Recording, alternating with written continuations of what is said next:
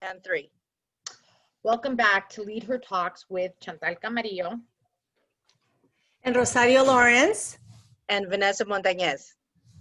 Three amazing mortgage industry leaders and amigas here to chat about relevant topics to elevate, educate, empower, and inspire. So without further ado, last week we spoke about the meaning of Latino Heritage Month and what that meant to us. However, sadly, that evening the news broke of the passing of Justice Ruth Bader Ginsburg, aka the Notorious RBG. She was the 107th Supreme Court Justice and the second female justice to serve the highest court of the land. However, this 5'1" trailblazer was truly a giant, one of a kind, a staunch advocate for gender equality, for women's rights. One of her famous quotes, which I've seen now dubbed on face masks, women, and I quote, "Women belong in all places where decisions are being made. It shouldn't be that women are the exception." So ladies, as the United States mourn, and I think we all mourn her loss, this iconic and heroic giant, the late Ruth Bader Ginsburg, what are your thoughts? What comes to mind for all of you? You know what, for me, Chantal, and I think for all of us that happen to be in the financial industry or for us in the mortgage industry, I didn't realize, but women could not sign a mortgage or have a bank account without a male co-signer. So what I learned is that Ginsburg paved the way for Equal Credit Opportunity Act, which we all take in our awesome NMLS class, right? We have to learn what this is. And it passed in 1974, signed by President Ford.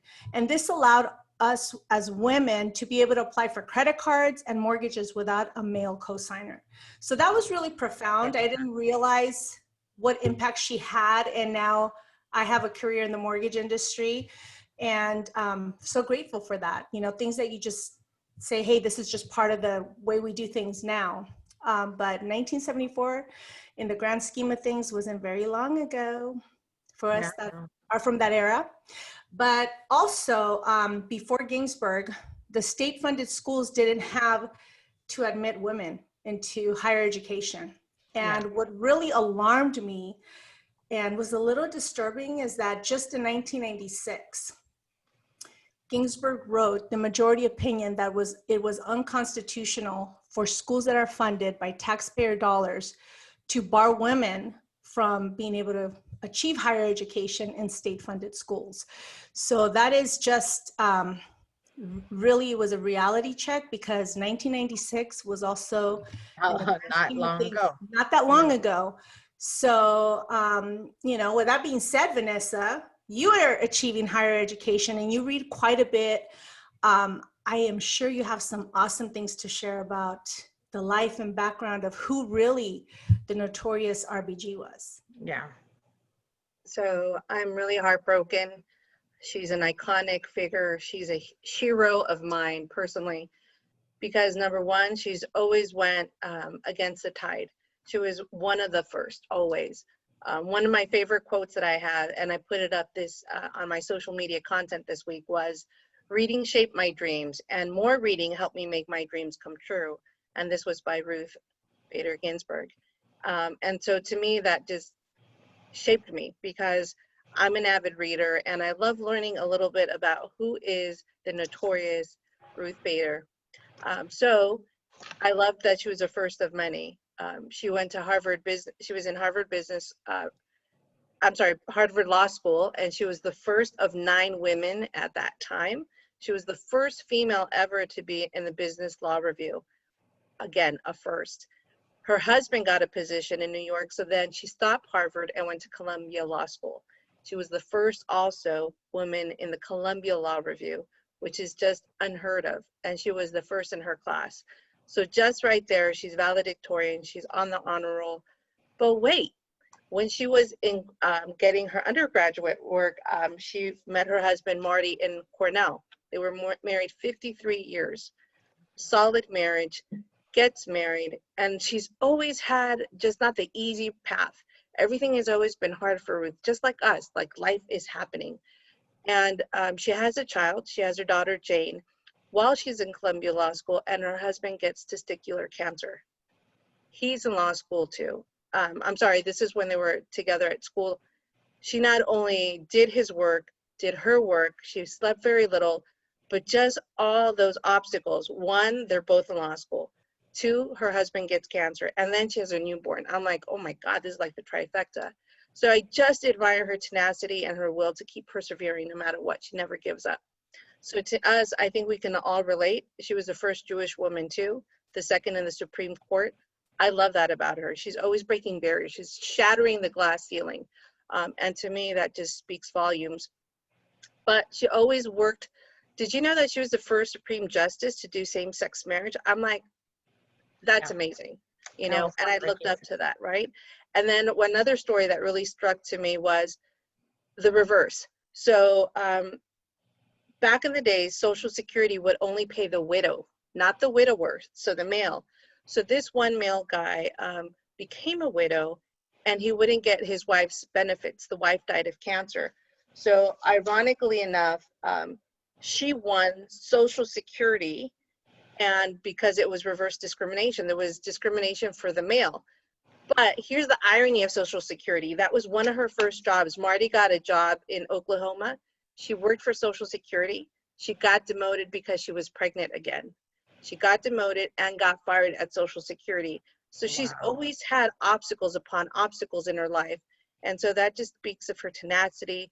She's a go-getter, and you know what? Querer es poder. You could do it. So she's just a hero, my hero, and we're gonna miss her.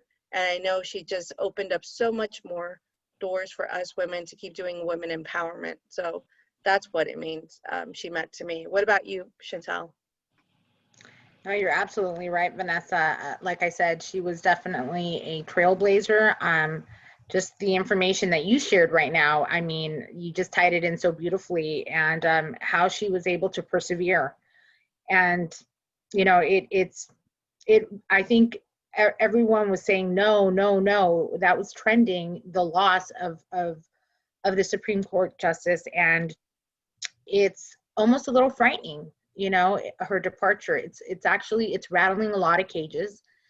And they also just proposed, actually, the House of Representatives, a potential term, a limit on the Supreme Court justice to 18 years. And that's a very interesting dynamic as well, because the balance now is something where we may look at potential cases that have been already determined to be the land of the law, and that can change significantly.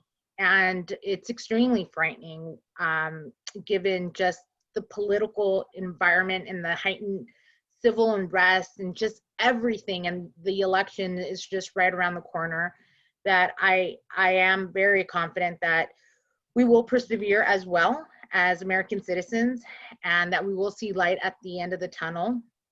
And hopefully, you know, we will see what's to come. And I am extremely positive, confident that we will do well, right? That we will too persevere with the absence of just this advocate who I think saw things beyond her time, right? She was just what else can I say? Just an incredible human being, and she will be definitely missed. Rosario, any Absolutely. I think so. Now, like, really, let's talk about our takeaways as a result of really what we're discussing, right? We're mourning the loss and we're celebrating a life, and you're celebrating all these achievements. But I've also been one that really truly believes in celebrate each other when we're here, right? And she's an icon. She's a leader. And I think that I love what we're doing, the LeadHER talks, because we're celebrating everybody across the board. So I would have loved to have been celebrating her when she was, right, talking about what she's doing today. So what are your thoughts on, you know, how and what can we do to celebrate each other in different lines of business, different backgrounds, as we move forward as a community of strong women, so that we can continue to elevate each other? What are your thoughts on that? That's beautiful, Rosario. I think we need to be agents of change. We need to be those change agents, right? We need to ensure that she's not forgotten. And just as she was able to do, justice basically for all of us, we can do that same justice, right? As a mortgage industry leader, I know all three of us are extremely passionate about sustainable home ownership, right? And that's just doing what's right, right? And at the end of the day, I think that's what we do good there, right? And just living to that creed, because that's what it is, right? It's this passion, this creed that we all have. And it really does. I think that's how we can remember her. We create that justice within our communities, right? By doing what's right for our communities as well. That's my thought. What about you, Vanny? So it's funny that Rosario's like paying it forward. You also, Chantel. So here's the irony of it all. With Ruth Bader Ginsburg, she was a proponent of this for men and women. Yes. So remember that the one I told you about, the Social Security, that case was actually called Weinberger and Weisenfeld. Mm-hmm. So Mr. Weisenfeld was the widower. So his son, she mentored him and helped him get into Columbia Law School. So she paid it forward. Not only did she help that client, but the son, who was an orphan, he had lost his mom. She took it upon her to be a sponsor and a mentor. So that's Ruth paying it forward. Here's another crazy story about Ruth. She was one of the best writers out there. When she was in Harvard Law School, one of her professors, who actually is a well-known writer, he's a Russian-American writer who wrote Lolita. What was his name? Oh my gosh, hold on. Professor Vladimir Nabokov. He wrote Lolita. He was so impressed with her that he said, "You are one of the best gifted writers out there for brief and law." So fast forward, she's giving a class, and guess who was in the audience, who was an attorney already? Hillary Clinton. She's like, somehow in the late 80s, or I don't know what the date was, but Hillary Clinton is who recommended to President Clinton for her nomination as a Supreme Court justice, because it was Hillary Clinton who heard her and paid it forward. Who knew? Because she's such a tiny figure with such an amazing array and gift of speeches, of writing content, that she impressed Hillary so much that Hillary advocated for her, paid it forward, and now look, President Clinton did the right thing. And Obama also supported her absolutely all the time. So it's just, my heart is full knowing that she paid it forward. We're paying it forward in our careers. I know each and every one is a mentor, and we sponsor other women. We help other women rise, and we lift each other up. So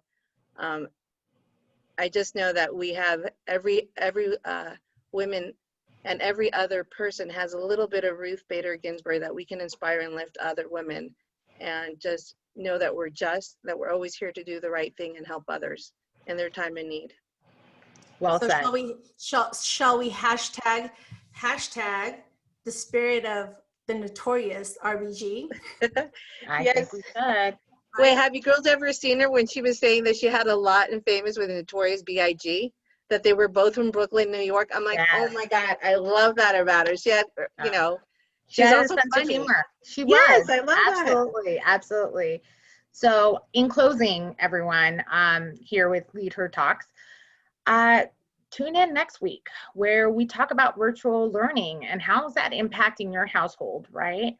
For both male and females, single dads, single moms, or how are you guys just coping with it? I will tell you, as a mom with two little ones, one in kindergarten and one in second grade, it's been a very interesting experience, but I feel we are preparing our little ones for future CEO jobs. Let me tell you, they've got their Zoom etiquette 101 down.